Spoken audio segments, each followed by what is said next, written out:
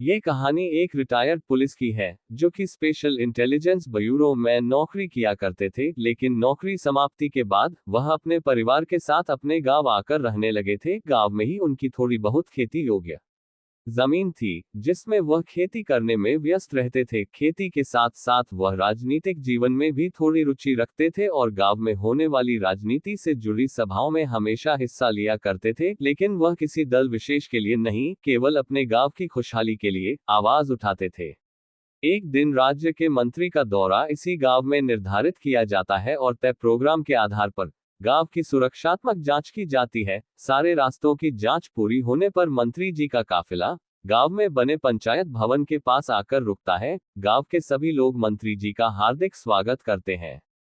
दरअसल मंत्री जी ने पिछले कुछ वर्षों में गांव की खुशहाली के लिए बहुत से अच्छे कार्य किए थे, इसी वजह से उन्हें गांव में इतना सम्मान मिल रहा था। वह सभी के लोकप्रिय नेता बन चुके थे। इस बात से उनके कई विरोधी दल उनके प्रति ईर्ष्या का भाव रखते थे। कार्यक्रम के आरंभ में मंच पर मंत्री जी को आमंत्रित करने के लिए वही रिटायर्ड पुलिस आते हैं। गांव के सभी लोग जोर जोर से तालियां बजा रहे होते हैं। सभी बहुत खुश होते हैं कि नेताजी आज कोई बहुत बड़ा ऐलान करेंगे, जिससे गांव का विकास और बढ़ेगा। तभी मंच पर नेताजी को आमंत्रित किया जाता है और वह अपना भाषण प्रारंभ करते हैं। सभी गांव वाले उनके भाषण पर तालियां बजा रहे होते हैं। उन्हीं गांव के लोगों के बीच एक व्यक्ति मौजूद होता है, जो बिना प्रतिक्रिया दिए हुए शांत खड़ा हुआ केवल मंत्री जी को देख रहा था। तभी रिटायर्ड पुलिस की नजर उस पर पड़ती है। उन्हें कुछ संदेह होता है और तभी अचानक वह व्यक्ति अपने जेब से बंदूक निकालकर मंत्री जी की ओर तान देता है। आनन फानन में रिटायर्ड पुलिस मंत्री जी के सामने आ जाते हैं और वह आदमी गोली चला देता है।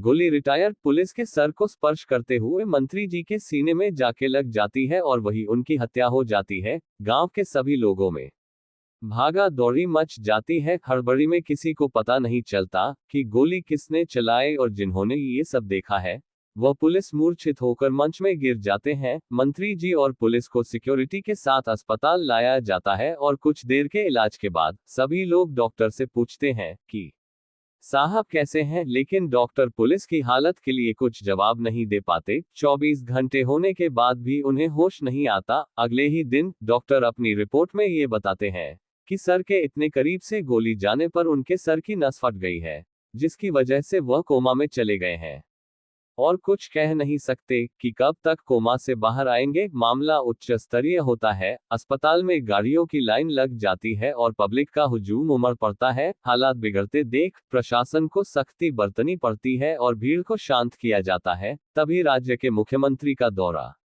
उसी अस्पताल में होता है। मुख्यमंत्री भी अपने मंत्रिमंडल के इतने होनहार मंत्री के जाने से बहुत दुखी होते हैं और आते ही ड्यूटी पर तैनात सभी अधिकारियों को सख्ती से पूछते हैं, तुम लोग क्या कर रहे थे, कैसी सुरक्षा है तुम लोगों की, अब मैं जनता को क्या जवाब दूं। लेकिन अधिकारियों के पास इसका कोई जवाब नहीं होता, क्योंकि हत्यारे का चेहरा केवल रिटायर्ड पुलिस ने देखा था और वह कोमा में जा चुके थे। मंत्री जी के अंतिम संस्कार के बाद मुख्यमंत्री पूरे राज्य में सुरक्षा बढ़ा देते हैं और राज्य की पुलिस मुस्तैदी के साथ मंत्री जी के हत्यारे का पता लगा रही होती है। और यहाँ दूसरी ओर रिटायर्ड पुलिस अभी भी उसी हालत में होते हैं। रात में अस्पताल के अंदर घुसकर रिटायर्ड पुलिस को मारने का प्रयास किया जाता है और यह बात तब चलती है जब रात में नर्स ड्यूटी के दौरान उनके कमरे में जाती है और उनके मुंह से ऑक्सीजन पाइप हटा दिया गया होता है। रिटायर्ड पुलिस की हालत और भी नाजुक हो चुकी थी, लेकिन नर्स की वजह से वह दोबारा बचा लिए जाते हैं और यह बात जैसे ही कुछ लोगों को पता चलती है तो अस्पताल की सुरक्षा और बढ़ाई जाती है। मुख्यमंत्री अस्पताल में आकर डॉक्टरों के साथ मुलाकात करते हैं और कमरे में रिटायर्ड पुलिस की हालात पर चर्चा करते हुए डॉक्टर को कुछ हिदायत देते हैं और कमरे से बाहर आ जाते हैं। और उसी दिन रात को फिर कोई उस कमरे में घुसकर उन्हें मारने का प्रयास कर रहा होता है, लेकिन अचानक रिटायर्ड पुलिस उसका हाथ पकड़ लेते हैं और यह कोई और नहीं वही डॉक्टर होता है जो उनका इलाज कर रहा था। रिटायर्ड पुलिस जोर से आवाज लगाकर सुरक्षा में तैनात जवानों को बुलाते हैं और डॉक्टर को गिरफ्तार करवा देते हैं। जैसे ही मीडिया को ये बात पता चलती है तो वह रिटायर्ड पुलिस का इंटरव्यू लेने पहुंच जाते हैं। इंटरव्यू के दौरान रिटायर्ड पुलिस सभी के सामने उस हत्यारे का नाम बताते हैं जिसने इस साजिश को अंजाम दिया। दरअसल ये कोई और नहीं बल्कि उसी राज्य के मुख्यमंत्री की साजिश थी, जो कि अपनी कुर्सी बचाने के लिए अपने ही मंत्री की हत्या करवा देते हैं, और डॉक्टर के बयान से यह बात साबित भी हो जाती है। लेकिन मीडिया को यह बात नहीं समझ आ रही थी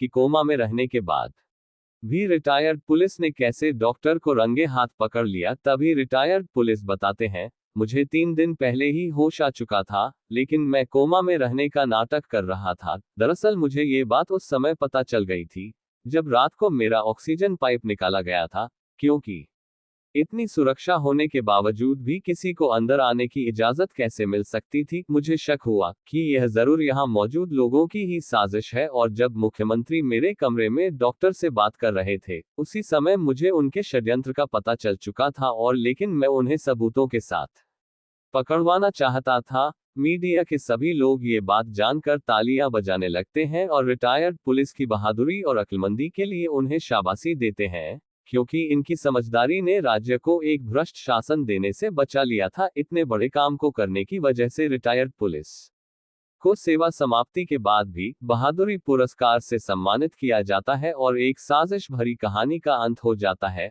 अगर आपको स्टोरी अच्छी लगी हो तो लाइक, कमेंट और चैनल को सब्सक्राइब जरूर करें। धन्यवाद।